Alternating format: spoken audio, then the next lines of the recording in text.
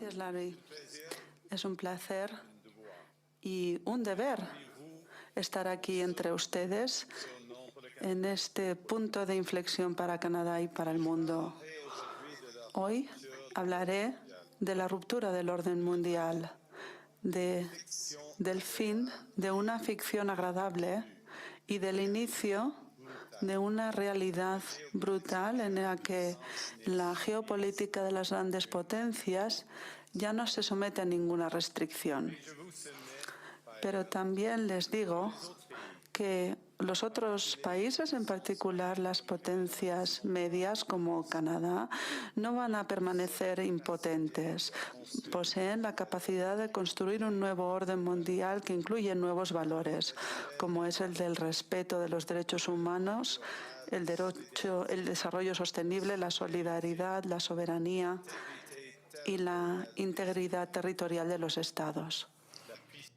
El orden mundial actual está roto, así le daba sepultura el primer ministro canadiense al orden mundial liberal que imperaba hasta ahora, con el derecho internacional y el multilateralismo como banderas presentes en lo que ha sido este sistema. Una discusión que ya se venía dando durante mucho tiempo y que ahora está expresa y está en unas declaraciones, en estas declaraciones del primer ministro de Canadá en el foro de Davos. Es parte de lo que hemos venido analizando y que vamos a enlazar con la edición que hicimos la semana pasada, donde hablábamos de la crisis que estaba atravesando el derecho internacional, el sistema multilateral, y aquí avanzamos, subimos un escalón más para hablar además de la tensión entre las grandes potencias, alejadas de la cooperación y donde los tres ejes principales, que ustedes los pueden ver allí detrás, estos tres líderes se reparten el mundo en esferas o zonas de influencia. Es parte de la edición que tenemos para ustedes hoy en Ampliamente, y este análisis lo vamos a hacer con Reiner Rodríguez. Él es internacionalista, estudioso de las relaciones internacionales. Qué gusto, Reiner, que nos acompañes en esta edición de Ampliamente. No, para nada, el placer es para mí, Natacha. De verdad que es un gusto coincidir contigo en este espacio y hablar de estos temas que son tan interesantes y bueno, que nos gustan tanto, ¿no? Ciertamente así es, debates que durante muchos años se han dado en la academia, pero que ahora forman parte también de la opinión pública internacional, puntualmente por estas llamativas e históricas declaraciones del primer ministro canadiense, donde de una u otra manera oficializan un discurso que el orden liberal queda atrás. Y esto es oportuno analizarlo porque entran muchos conceptos geopolíticos, conceptos que se estudian precisamente en las relaciones internacionales, como es el caso de las esferas de influencia, ¿no? Y a través de precisamente todas estas teorizaciones también se estudia el poder, un elemento fundamental para entender precisamente cómo funciona el mundo. Sí, bueno, principalmente se comienza a utilizar este término esferas de influencia porque esto es un término que se crea o se desarrolla en el año 1884-1885, contexto de la Conferencia de Berlín, en la que prácticamente las potencias europeas se reparten en África. Entonces, dado que la dinámica actual corresponde más o menos a una dinámica parecida, es decir, repartos del mundo en zonas de poder, zonas de influencia, entonces traspolamos ese término, traemos una categoría que es del siglo XIX al siglo XXI. Como bien tú lo dijiste, parece que ahora todo el mundo se está comenzando a interesar en el asunto de las esferas de influencia y del final del orden internacional liberal o el orden internacional basado en normas. Pero realmente no es un hecho reciente, es un hecho que tiene ya bastante tiempo. Como bien lo apuntaba el Mark Carney, el primer ministro de Canadá, ciertamente ya no hay, digamos, una serie de normas o de principios que puedan regir el comportamiento de los estados.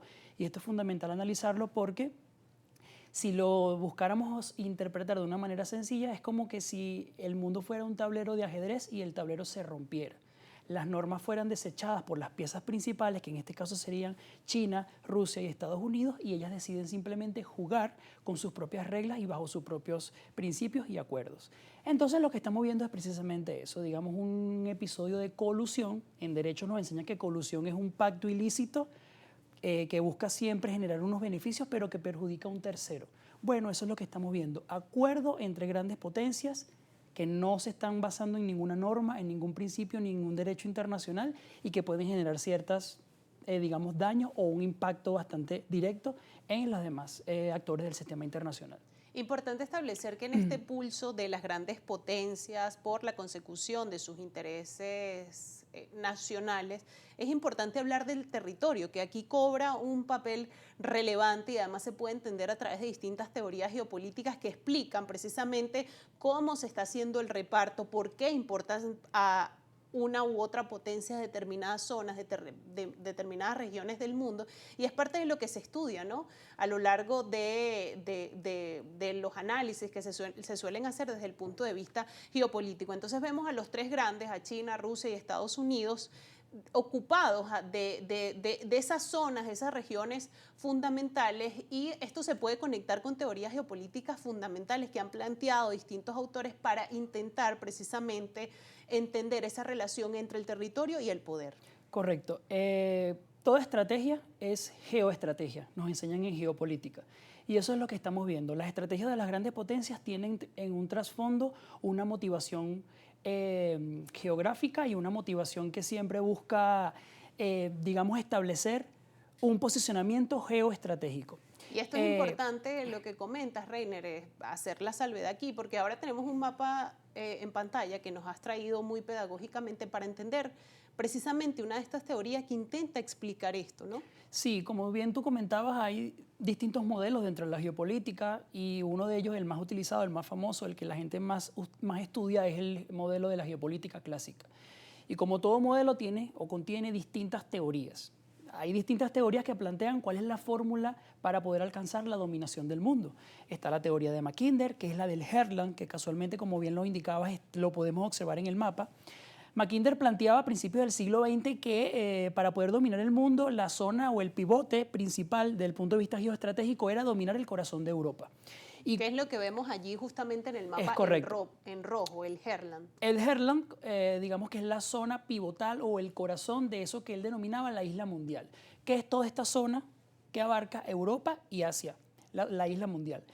Pero también tenemos otros autores, como por ejemplo Spigman, que Spigman, por el contrario de lo que planteaba Mackinder, lo que hace es revertir su fórmula, y él plantea que no es necesario controlar el corazón de la isla mundial, sino que hay que más bien contenerla. Digamos que la estrategia debe ser controlar la zona costera de todo lo que es la isla mundial para así poder, digamos, tener una estrategia de contener, en ese caso, a la Unión Soviética, que era la potencia del momento. Lo que vemos ahí en azul, que sería como la periferia, ¿no? Es correcto. Lo que rodea este Herland que plantea Mackinder en una de, precisamente, de estas teorías geopolíticas que intentan explicar precisamente el poder, ¿no? Aquí lo podemos ver en el mapa. Sí, en el mapa se ve claramente en rojo el Herland, y en la franja en azul, como tú bien lo indicas, es la periferia marítima. Eso que Spigman llama su concepto central, que es el Rimland. Entonces, Spigman plantea menos Herland y más Rimland, es decir, controlar el creciente y controlar la periferia, porque así es que podemos contener, en este caso, el poder que se encuentra allí en la zona pivotal geográfica, que es el corazón de Eurasia. Estas son partes de teorías geopolíticas. Correcto. Que intentan precisamente explicar y dar contexto precisamente a los juegos de poder en cuanto a esa relación directa con el territorio, lo que explica precisamente la geopolítica, la relación con el territorio y cómo precisamente el territorio motiva distintas acciones políticas, y es parte de lo que la geopolítica intenta explicarlo, y lo que hoy estamos intentando analizar precisamente hablando de esferas de influencias en función del discurso del primer ministro canadiense, donde ha dicho que el orden liberal establecido ya no existe y que ahora las potencias precisamente en esta tensión, en esta pugna por el poder, se reparten en distintas regiones del mundo. Vamos a hacer una pausa en esta conversación y en este análisis que estamos teniendo con Reiner Rodríguez, internacionalista, y al regreso seguimos yendo mucho más a fondo en este análisis que es complejo, pero nos ayuda a entender cómo se están moviendo las piezas a nivel mundial. Hacemos una pausa y ya regresamos.